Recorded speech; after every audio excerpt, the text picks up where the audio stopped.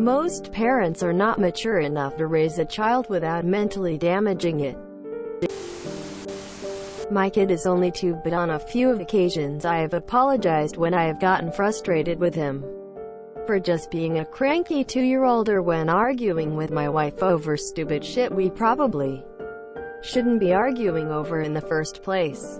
I know he doesn't understand yet, but I feel like I have to start admitting I can be wrong sometimes now, so it's easier later. I like to keep my parenting simple. First couple of years you are just trying to prevent your child from unintentionally killing themselves. After that, you're just their Sherpa into adulthood.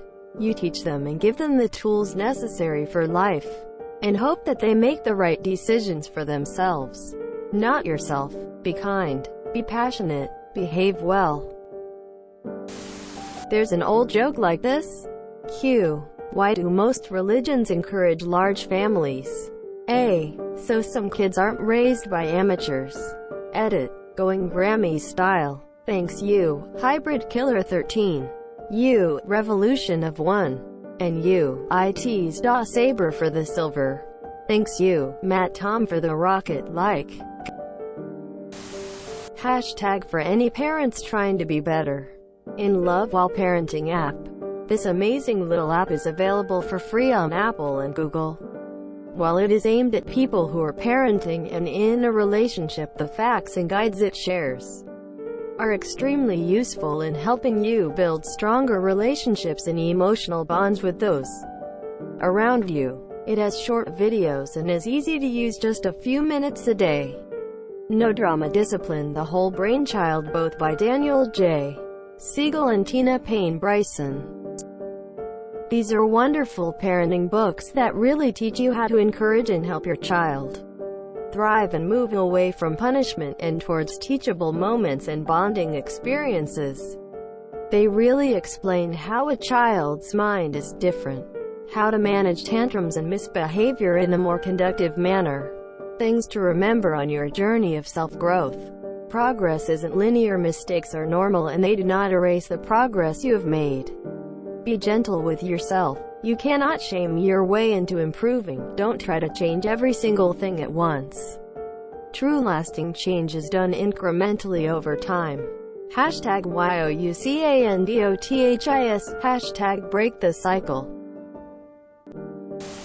It's not just parenting. It's also the fact that the society around you is constantly changing. When my parents were younger, going to college guaranteed a good job. So, that's the advice they gave me. They said I could pay the loans back with that great job.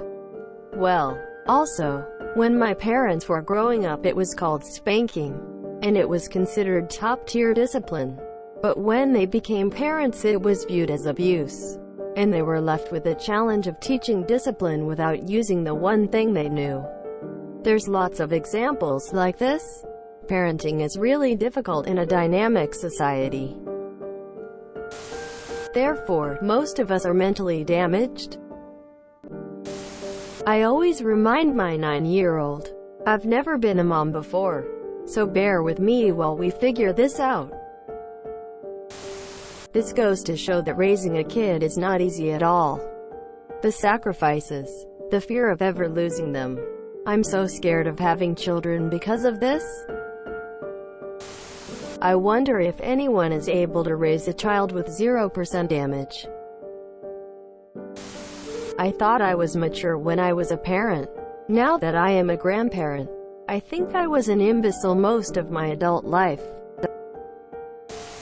Nirvana fallacy. Everyone has problems, all adults do. And all children do. The children of the most mature parents in the world will have problems. Life is difficult. They fuck you up, your mom and dad. They may not mean to, but they do. They fill you with the faults they had, and add some extra, just for you. But they were fucked up in their turn, by fools in old-style hats and coats, who half the time were soppy stern, and half at one another's throats. Man hands on misery to man. It deepens like a coastal shelf. Get out as early as you can, and don't have any kids yourself. Philip Larkin. This be the verse. So are we saying most people are mentally damaged? Here's a partial solution. Stop having kids in your early 20s.